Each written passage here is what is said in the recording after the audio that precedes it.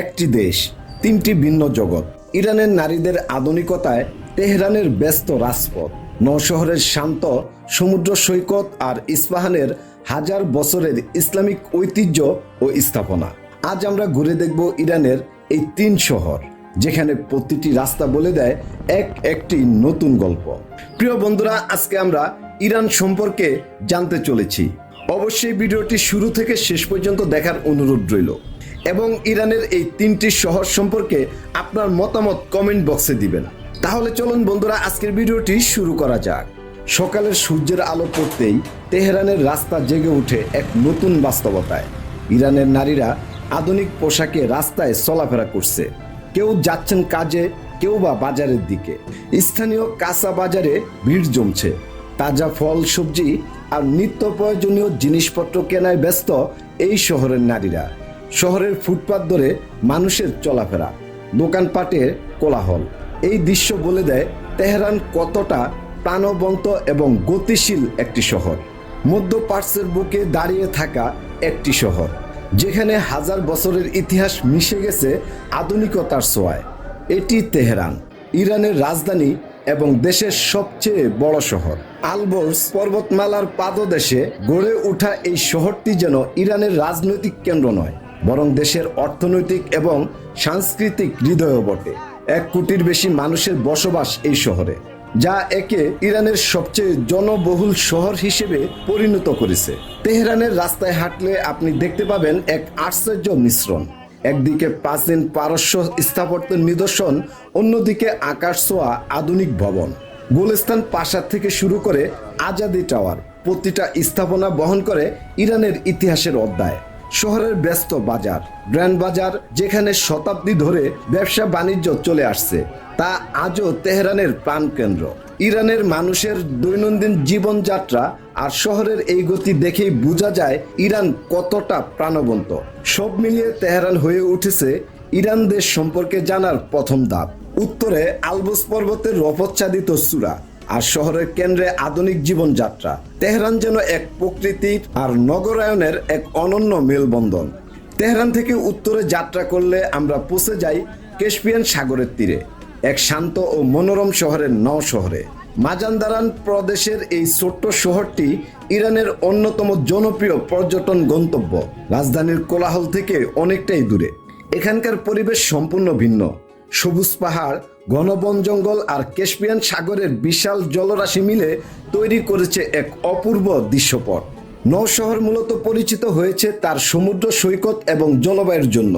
গরমকালে ইরানের বিভিন্ন প্রান্ত থেকে মানুষ এখানে ছুটে আসে অস্থির করা গরম থেকে মুক্তি পাওয়ার জন্য এবং আরামদায়ক সাগরের হাওয়া উপভোগ করতে। শহরের কেন্দ্রস্থল থেকে সৈকত পর্যন্ত হেঁটে যাওয়া যায়, যেখানে স্থানীয় মানুষ এবং পর্যটকরা একসাথে সময় কাটান।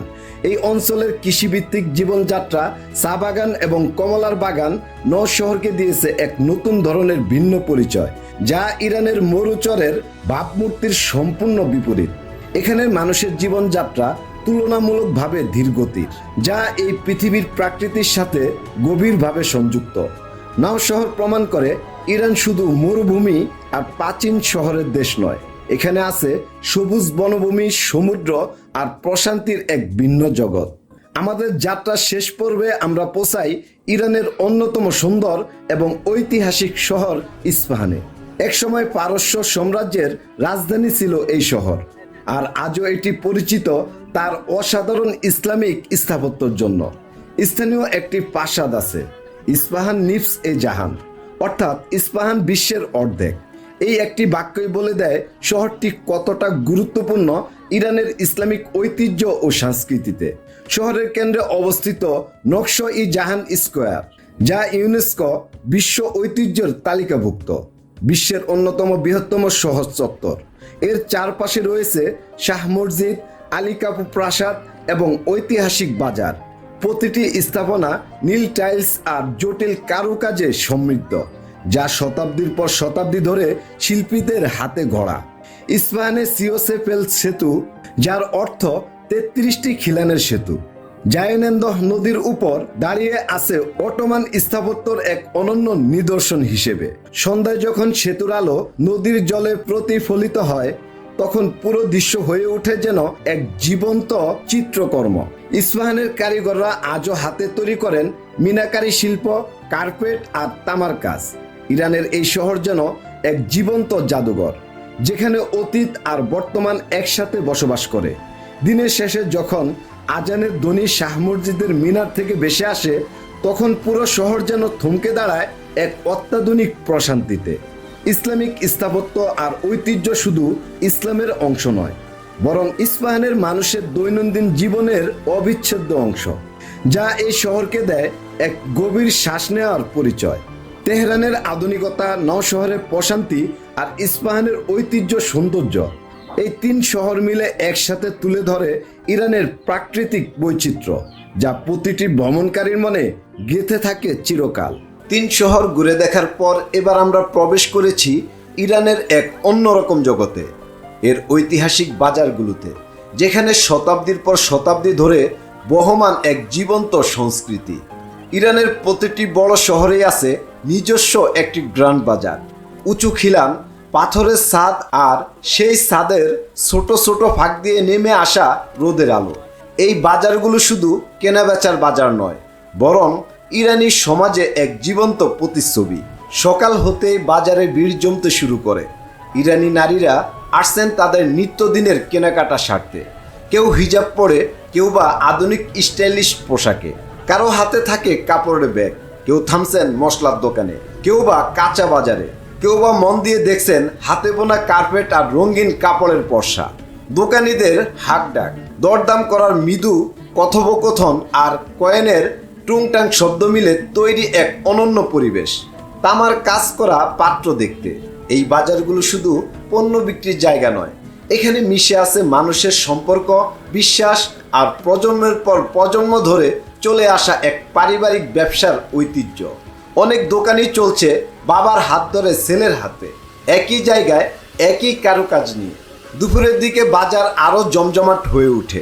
নারীরা একসাথে দল বেঁধে ঘুরে বেড়ান, হাসাহাসি করেন, নিজেদের মধ্যে মতামত বিনিময় করেন কোন কাপড়টা সবচেয়ে বেশি সুন্দর। এই দৃশ্যই বলে দেয় ইরানের মানুষের জীবনযাত্রা একটা অবিচ্ছেদ্য অংশ, যেখানে ঐতিহ্য আর আধুনিকতা একসাথে হাত ধরে চলে বেড়ায়। সন্ধ্যা নামার আগে যখন দূর থেকে আজানের ধ্বনি ভেসে আসে, বাজারের কোলাহল কিছুটা স্থিমিত হয়ে আসে, তবুও থেমে থাকে না জীবনের সেই স্রোত। ইরানের বাজার তাই শুধু একটা বাণিজ্য কেন্দ্র নয়, বরং এই দেশের হৃদয়ের এক জীবন্ত স্পন্দন। প্রিয় বন্ধুরা, আজকের ভিডিও এই পর্যন্তই। ইরান সম্পর্কে জেনে আপনার কেমন লেগেছে অবশ্যই কমেন্ট বক্সে জানাবেন। আজকের এপিসোড এই পর্যন্তই, দেখা হবে নতুন কোনো এপিসোডে।